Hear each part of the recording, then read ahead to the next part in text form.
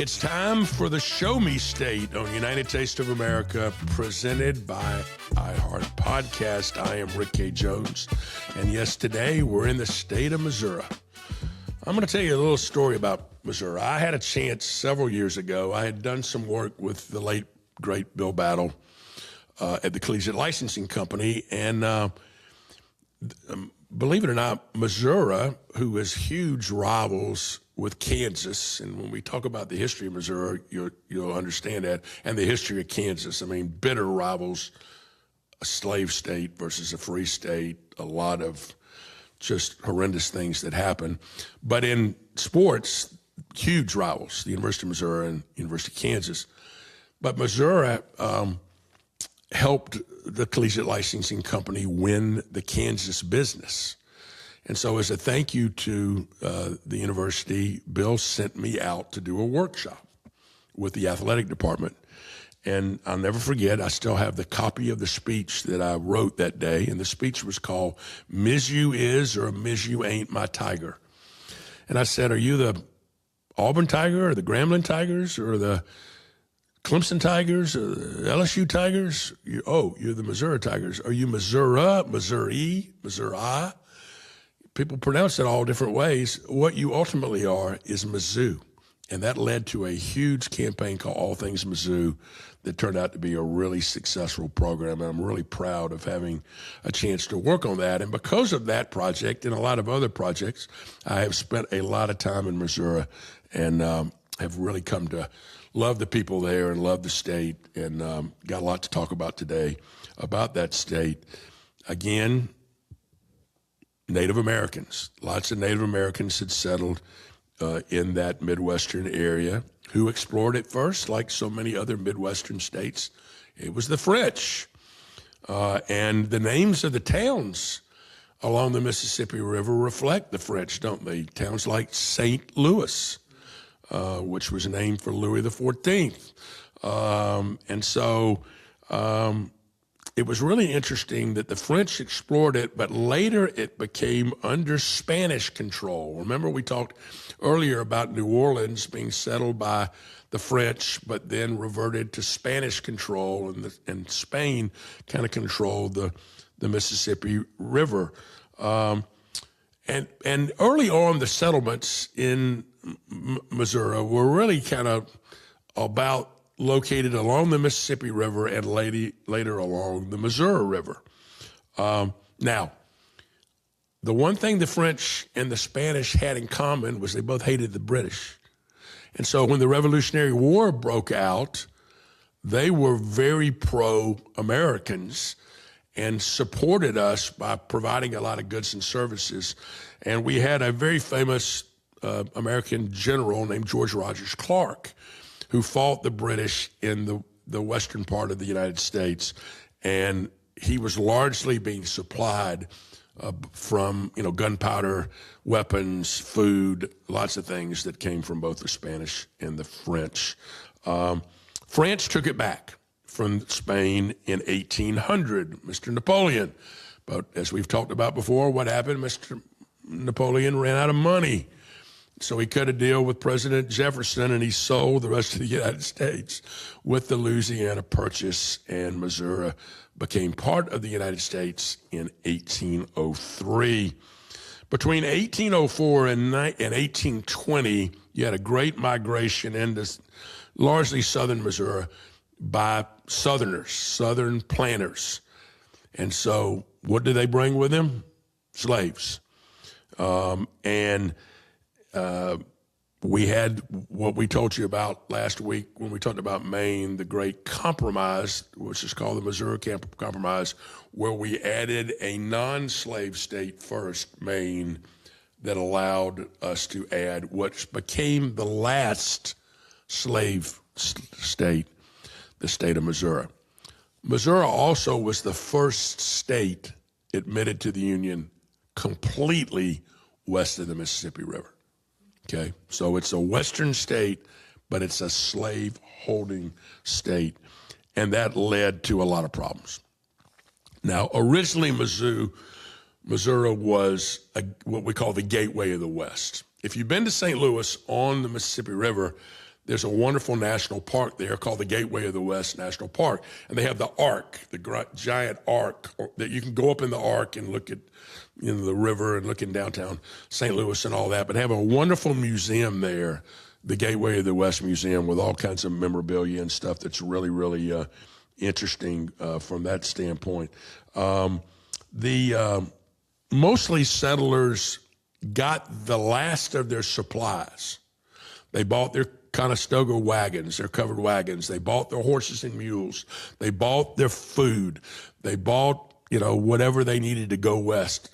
Seeds, lots and lots of seeds were sold in Missouri because you needed the seeds to whatever you were going to grow in Oregon or wherever you were going to, California, or wherever you were going to end up being.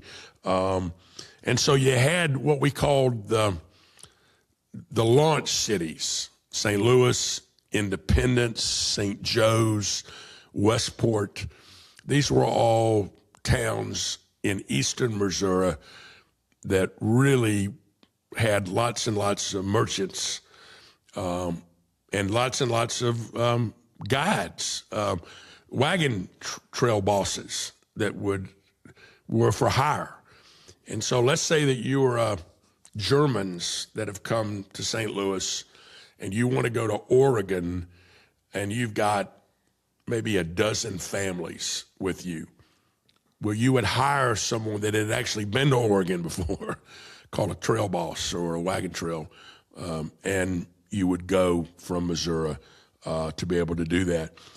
The very famous but very short-lived Pony Express left from St. Joseph's, Missouri, bringing mail. And where did it end up? Sacramento, California. Now, it was only a few months that it was in operation, but it's become very famous, the Pony Express. But the riders started in St. Joe's, Missouri, on their way to California. We talked about the rivalry between Kansas and Missouri. We had what we call slave wars fought during this time. Kansas was a non-slave state, but you had a lot of slave owners and planters that wanted to take land in Kansas. And so you had the fighting. They called the people in Kansas, when we talk about Kansas later, Jayhawks or Jayhawkers. That came from that time of fighting off largely the southern planters that did that. Now, Missouri stayed in the Union. This is interesting. It's a slave state. They never joined the Confederacy. They stayed in the Union during the Civil War, but they never sent any soldiers. Sent no soldiers to fight for the Union.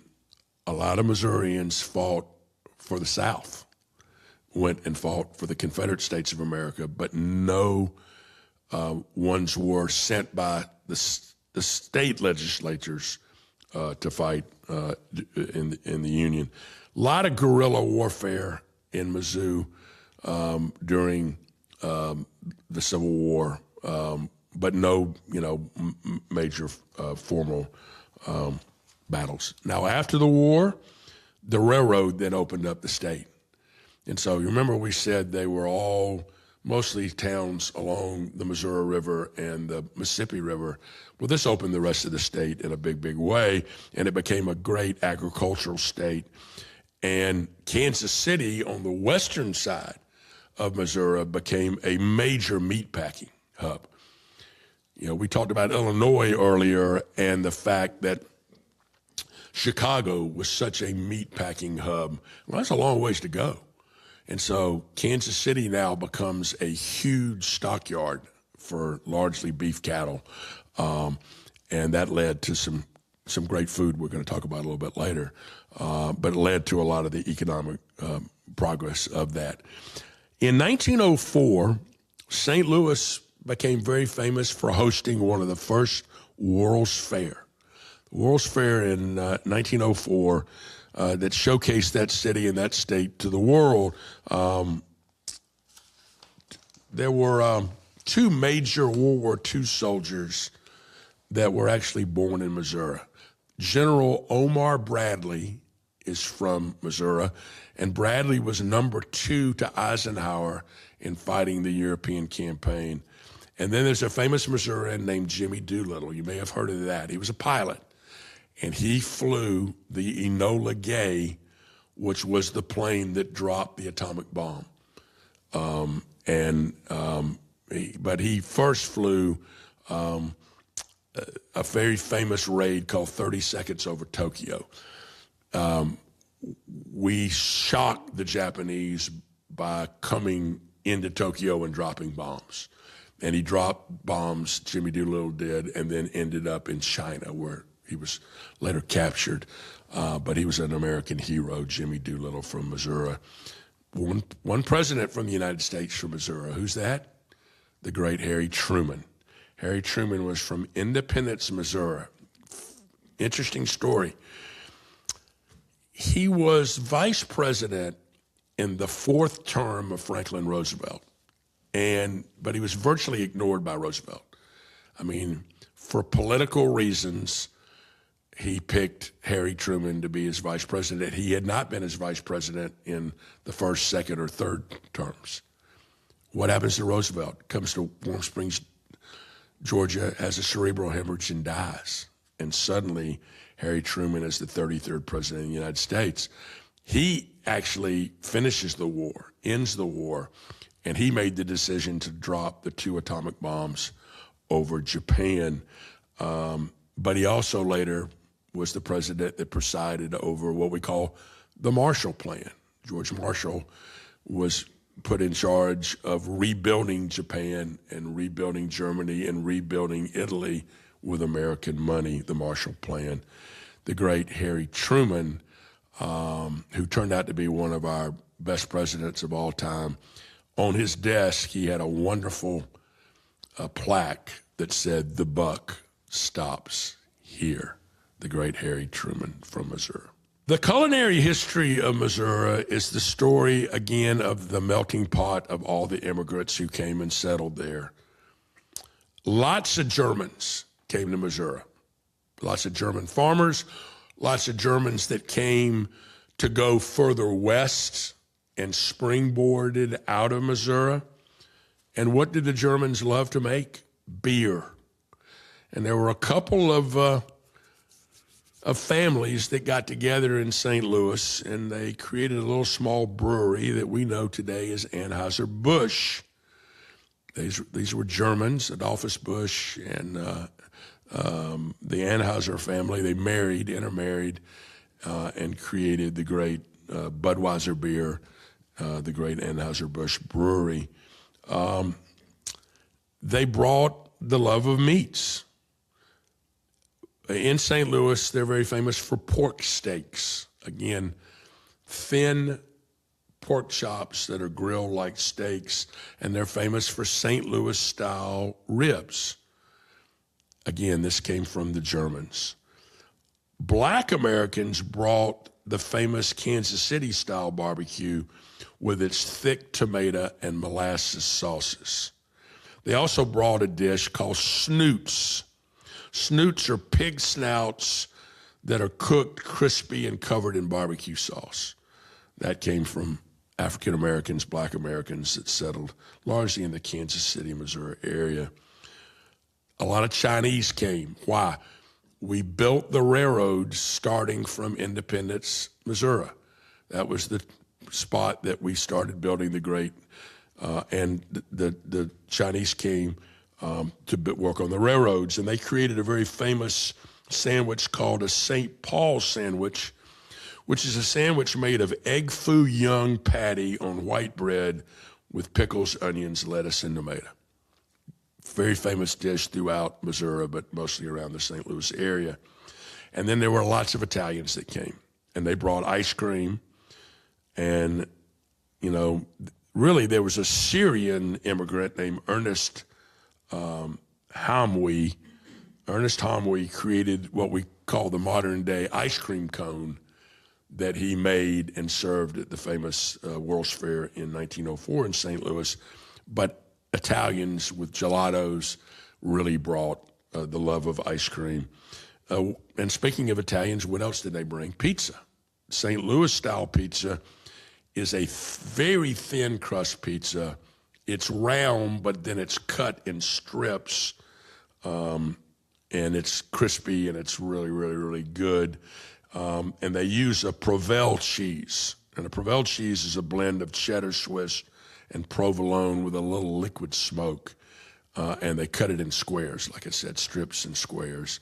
So when you get St. Louis style pizza, it's cut a little bit different. Very, very thin, crispy dough. And then there's a dish famous in St. Louis called the sluggo. It's a breakfast dish of scrambled eggs, chili, hash browns, and a hamburger steak all mashed together, a sluggo. And so when you go to diners in St. Louis or other places, ask for a sluggo, and you bring your cardiologist because you're going to need him to sit next to you when you eat a sluggo. Missouri is famous for what we call Red Hot's barbecue potato chips and a gooey butter cake. A gooey butter cake has it that a German-American baker, he messed up making his cake. He messed up. He had twice as much butter than cake flour. It was supposed to be the other way around, but it turned out to be pretty good. And so a butter cake, a gooey butter cake, is a little bit of flour and a whole lot of butter, and it's really a wonderful dish from there. But there's one unique place in St. Louis that makes a unique dish that they actually invented. Italians have long lived in a place called the Hill in St. Louis. That was the traditional Italian neighborhood. And when you go to the Hill today, they still have Italian flags. They have lots of great Italian restaurants. They have lots of great Italian delis.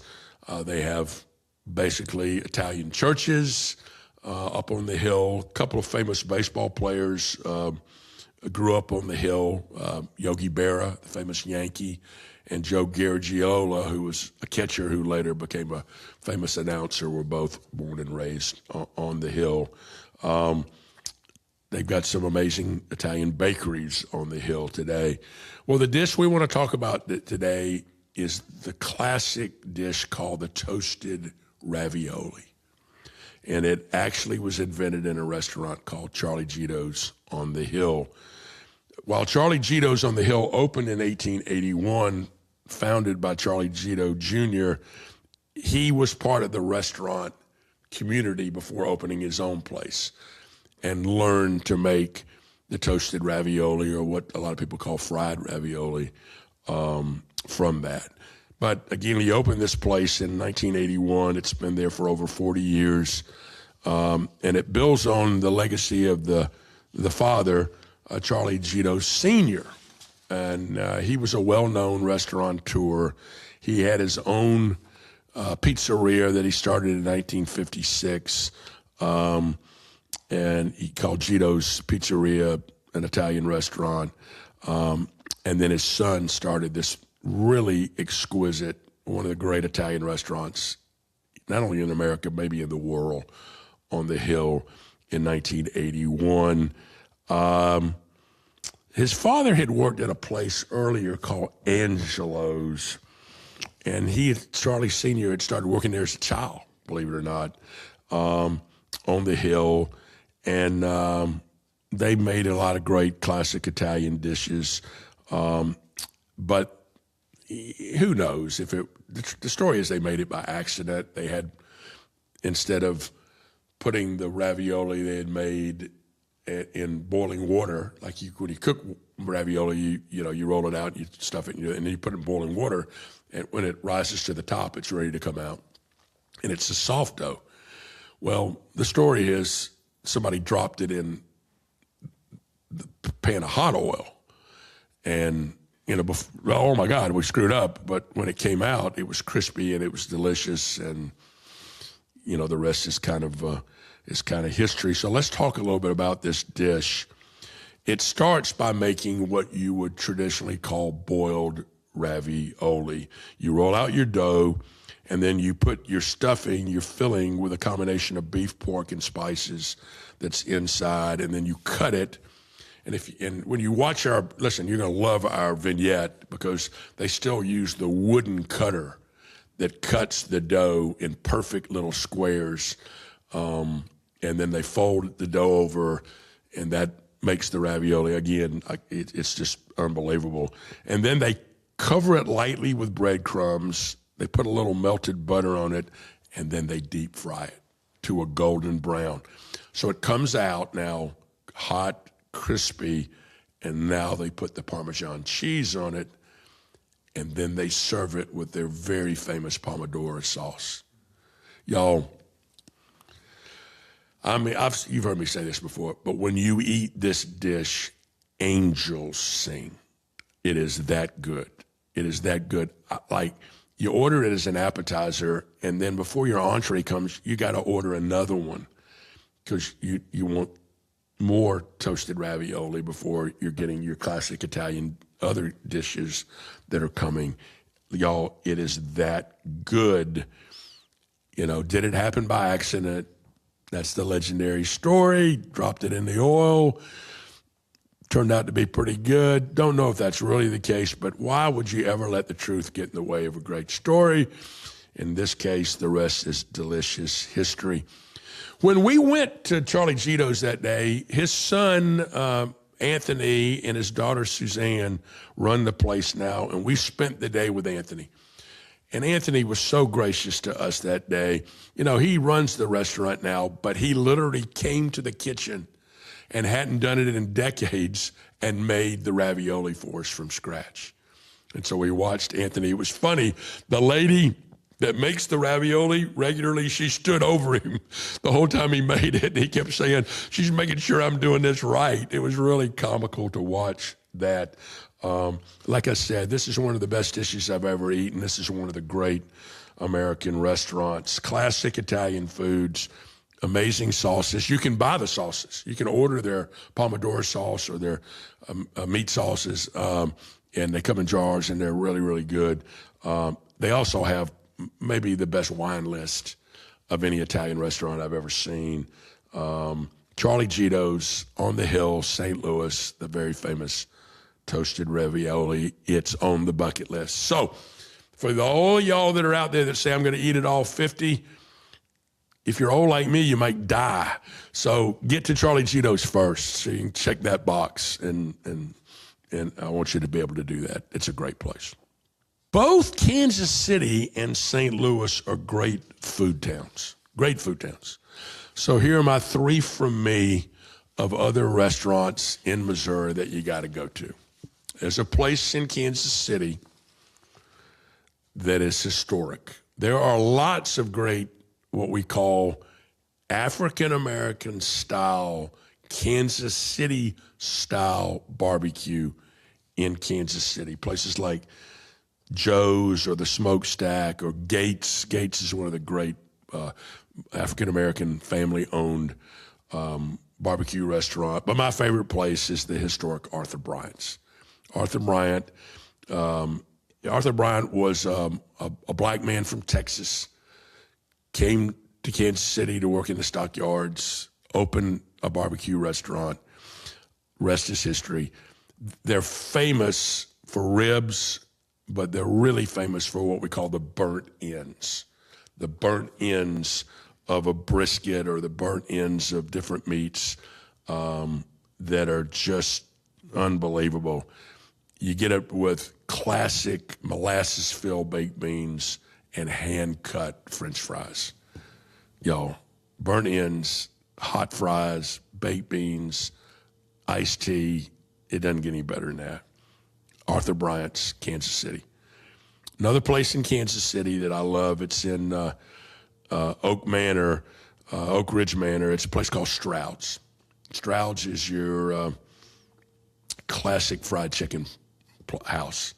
Started in 1933. What you want to get there is the fried chicken dinner. You get a choice of baked potato or skillet potatoes or twice baked potatoes or mashed potatoes. If you get the mashed potatoes, or if you don't get the mashed potatoes, get the gravy, which is great. They give you chicken noodle soup to start, and they give you cinnamon rolls. I'm just, again, it's one of these places you eat one meal a day. Stroud's, just one of my favorite places there. You got to go there.